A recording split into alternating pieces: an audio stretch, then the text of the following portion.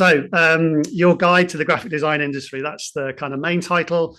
And as a footnote, especially in my current role, why university might be a good idea if you want to pursue it as a career. So my name's Andy Neal, as May said. I'm the course leader for the BA Honours graphic design course at Falmouth University. I've worked here for over 25 years. My background is in design and typography. I've been fortunate to write about creative practice, and I've developed creative thinking tools that help us come up with more ideas. Falmouth, if you don't know, Falmouth University is an independent specialist arts university.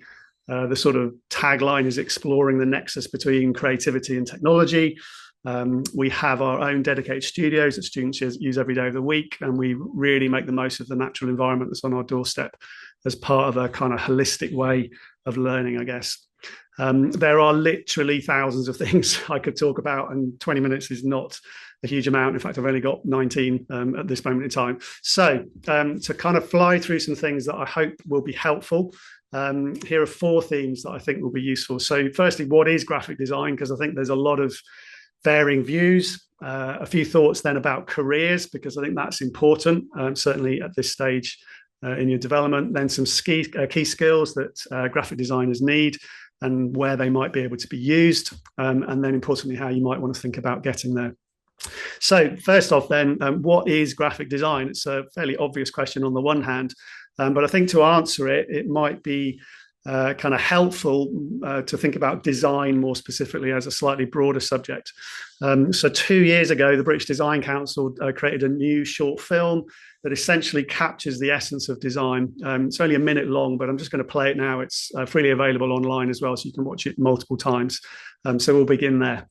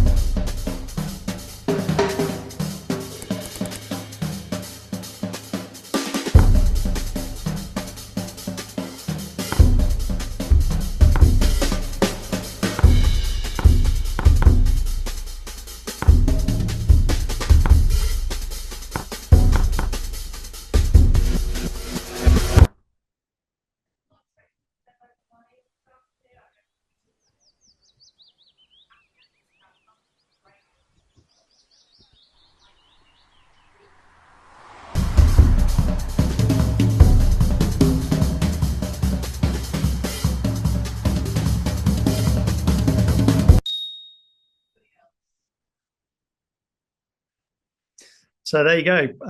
Design is literally everywhere. It's in every area of society, and there's an increasing demand for good design thinking. Indeed, the Design Council themselves believe that design and the discipline is growing twice as fast as the rest of the UK economy.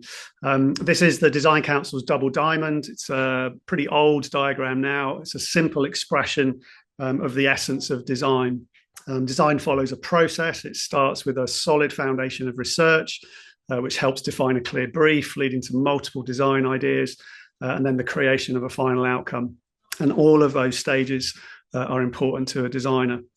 And then to graphic design more specifically, if you look online, and I'm sure many of you have done multiple times to see how others describe the discipline, there are a whole range of options, and it really depends on who you talk to, at what stage of their career, where they are in the kind of wider sense of society. But if you collate some of the common words that are used to describe graphic design and some of the key themes, you begin to get a sense of its focus. These are just a selection, but they're ones that come up time and time again. So things like ideas, audience, problems, strategy, communication, purpose, storytelling, and so on.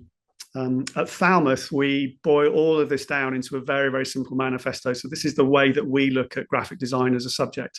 Essentially, great ideas, beautifully crafted and designed with purpose.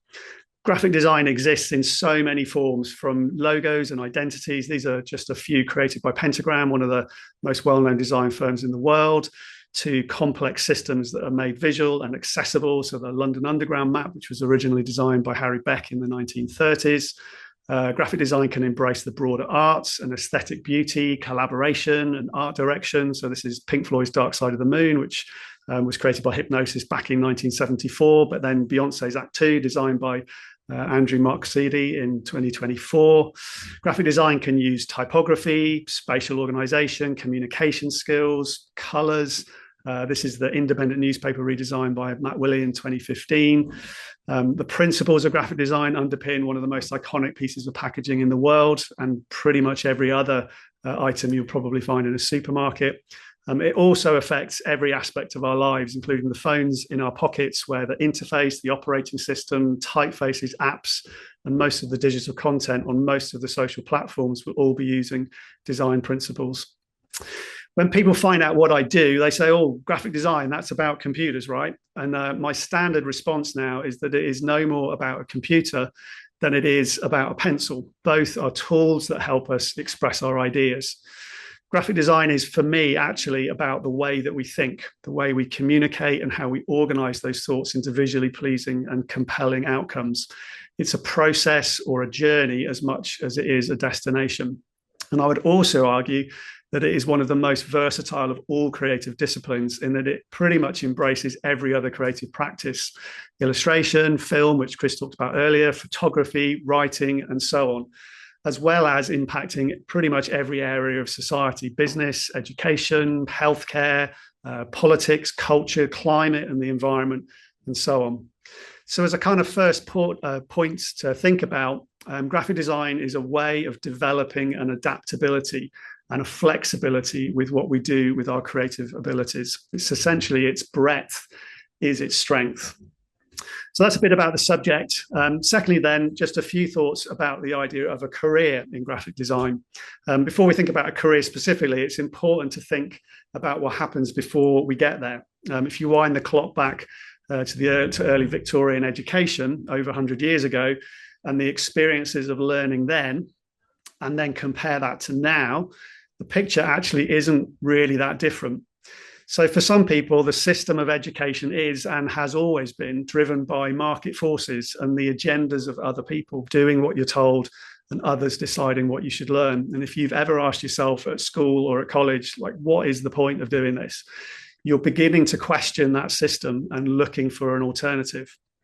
And one alternative is, I think, to consider firstly who you are, and then the impact of what you do. Education and the idea of a career can also be underpinned simply by a love of learning, finding something that you really love, like design, and then developing that and developing your own ideas and not just going with the flow, really to develop your character.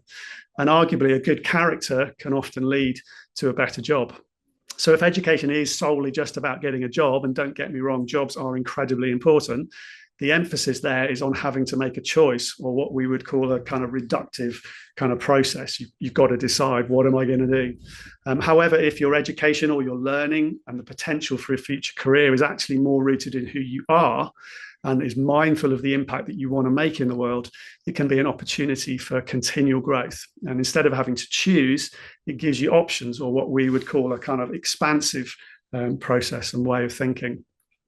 So importantly, as a second thought, graphic design is also about how we think and how we might respond with our creative abilities, thinking beyond what you're being told to do. The skills that you need can also be applied to a wide range of sectors and aspects of life, and I'll give you some examples of those in a minute. And so then on to some of those key skills that you will need. And there are lots. Graphic design is very broad, but in very simple terms, you can kind of group them into three kind of main areas, I guess: creative skills, technical skills, and then personal, or what we would call kind of soft skills. So I'll begin with kind of creative skills first. And I'll forefront that by saying I genuinely believe that we are all creative, whether you're studying it as a subject or exploring it as a potential future career or not. I think it's part of what it means to be human, and it's something that we all have in one degree or another. Sometimes, however, it just needs a little bit of help and often a little bit of time to mature. So in no particular order, a few kind of creative skills that pertain to graphic design. So visual thinking, and storytelling, so which is really kind of translating abstract ideas into visual concepts, an understanding of typography, or how we shape the written word and how that manifests itself in the world around us, design theory, which kind of speaks for itself, similarly composition and layout, brand strategy. It's often a common one in terms of how graphic design is applied. And then importantly, the idea of criticality, which is really central for us at Falmouth. And that includes an awareness of making informed decisions, of social responsibility, of professional depth and integrity, both the historical and theoretical awareness, self-reflection and growth, and so on. And that's something as a course we're really pushing that, because it's obviously very important to the world around us. Secondly, then, most technical skills that you would need to know, they can all be learned. And you don't necessarily have to go to a university to learn them. You can do that online. But understanding when and how to use them can take time and, importantly, guidance. So some examples of that: software proficiency is pretty much the most obvious one. It's not the sole part of what we do, as I said earlier, but it is probably the most obvious. Kind of production knowledge, understanding how both in analog settings, sort of traditional settings, and then in digital context, how to make things visible to the world around you. An awareness of digital design, which can include screen design principles and responsive layouts.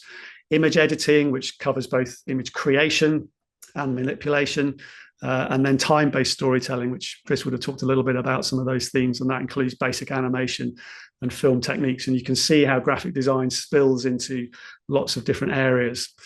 And then finally, the broader sort of personal or soft skills that are sometimes harder to learn and often part of how you're naturally wired. You won't necessarily use all of these all at the same time, but they are all quite important. And I suppose that broader notion of creativity, which is, effectively articulating innovative ideas or messages, to dream up possible futures, to think around visual problems, consider alternatives, to visually play, and so on. Really, really important. Good communication and presentation skills are really essential for discussing projects with a client or with a wider community or with your colleagues. Teamwork and stepping beyond your own skills or ideas and collaborating creatively with other people. We very rarely work in isolation. The ability to function independently, managing your own schedules, your motivation and your curiosity, they're all really important. Time management kind of goes without saying, really. Analytical skills, research skills, so primary, secondary research, especially things like data and facts, observing how people actually really behave, testing on that and reporting back some of your early ideas. And then things like entrepreneurial skills. So there's a lot of stuff that pertains to graphic design, simply because it does connect with so many areas of society. Much as I would encourage you to sort of look beyond just a career at this point in time and focus on your own character and your own creativity, graphic design does embrace a really rich set of skills that can be applied both within creative roles. And there's a list of some examples here, various levels of designer, freelance designers, self-employed, as well as then wider studio roles, which would include things like studio managers or art workers, strategists, and so on. And then beyond that, and I think this is where it gets really exciting, even if you were to explore graphics as a specific theme and career, it doesn't limit you to just working as a graphic designer. Those creative, technical, and personal skills can be applied to a whole host of applications. And these are just a few. So, remember, design literally is everywhere. And ultimately, the best graphic designers balance all three skill sets, using technical skills to execute creative ideas effectively. And that's all underpinned by strong personal skills that facilitate good collaboration and communication. So from the skills involved to considering how you might think about developing them. In short, and I suppose I am a little biased, but the main way I believe to still work as a graphic designer is to study it beyond further education, possibly as a degree. And obviously I am talking about this from an educational point of view, so I'm bound to be a little bit biased. So I thought I'd share some statistics with you to kind of help prove the point. So firstly, according to the Department for Digital Culture, Media and Sport, which is part of the UK government, over 1 in 8 UK businesses are part of the creative industries. Also, 72% of people working in creative disciplines are highly qualified. So they either hold a degree or a higher level qualification. And this compares to just 45% of people having a degree for the whole economy. In addition, and this one is potentially interesting for you guys, 93% of 16 to 18-year-olds say studying creative subjects impacts positively on their mental health and well-being. So it seems that following your heart and not just your head can actually be really good for you. The data also suggests that around 17% of all UK graduates are creative graduates, but that they represent around 46% of graduates working in creative industries, which obviously includes graphic design, which, if I've done my maths correctly, means you're 270% more likely to work in a creative role with a degree in a related discipline. Ultimately, there is no formal data, as far as I know, and I did check for the number of actual practicing graphic designers who have a graphic design degree or how many don't. But from my experience working in design and in design education, I would argue that the majority of graphic designers working in the industry got there through a creative higher education. It is, of course, entirely possible to get there without a degree, but I'd argue it is harder to find your way in simply because of that broad range of skill sets that you explore. That said, the discipline is evolving, and there are opportunities in really high-profile design consultancies, of which Design Bridge is a great example, who often work in a commercial setting, through to remotely based personal practices where the quality of life or the people that you work with is the driving force, and obviously everything in between. This is where I think a degree really comes into its own. This is a picture from the Eden project in Cornwall, which is just down the road from Falmouth. Eden describe it as a living theatre of plants. And in the same way that a greenhouse incubates and provides plants with the ideal environment to thrive, a university degree in graphic design will offer the same supportive environment to allow your creative skills to thrive. There are obviously lots of different types of growing environment, and finding the one right for you is definitely worth the investment of time. So spend time reading about what different courses offer, how much time you actually get with staff, the facilities, the ethos of the course, and so on. The differences here can be very broad, and finding the right fit can take time. If you can make an open day, which a lot of universities will do, even better. I think there are around 80 dedicated graphic design degrees in the UK, so there's lots of choice, both in terms of the focus of the course and in where it is. There are also short courses, private businesses and individuals all offering training experiences online. That said, graphic design is demanding, and you will need a solid foundation, so be wary of anyone offering you a shortcut. Most degrees will expose you to those core creative, technical and personal skills we looked at earlier. These are some of the ones that we cover at Falmouth. They include process, storytelling, play, criticality, and so on. So as a sort of fourth kind of point to linger on, graphic design is a skill or a craft that takes time and dedication to master. Universities, I think, are still the primary way in, certainly in terms of jobs, but it is also important to see this as an investment in yourself, and the benefits are really wide-ranging. I've deliberately not focused too much on Falmouth, really, to try and give you a broader overview of the subject. That said, I've just included a few examples of the day-to-day here to kind of give you an idea of what it's like. Firstly, for us, we learn together as a community. We have purpose-built studios where you can work with the other students and other staff for at least 60% of the week. You could spend all week there if you really wanted to. Making is really central to graphic design, and you have access to both traditional analog facilities, including printmaking, letterpress, model making, and so on, as well as industry standard software, state-of-the-art printing, laser cutting, digital scanning, rapid prototyping, and so on. We have very, very strong links with industry, and that's where you start building those connections to getting kind of placement experiences and internships, both during the course and when you graduate. And that helps build those connections and experience the wide variety of opportunities on offer. We've also developed a partnership with the Birmingham Design Festival, bringing some of their top tier speakers to Cornwall each year. And then the student work really varies dramatically, from first years who are exploring what is graphic design and the idea of a design process, expanding their thinking, and in this particular instance, developing unusual typefaces that are made by hand, or typefaces that are temporary, perhaps, through to second year students who explore long-form typography and publication design, or niche packaging for craft beers from dandelions.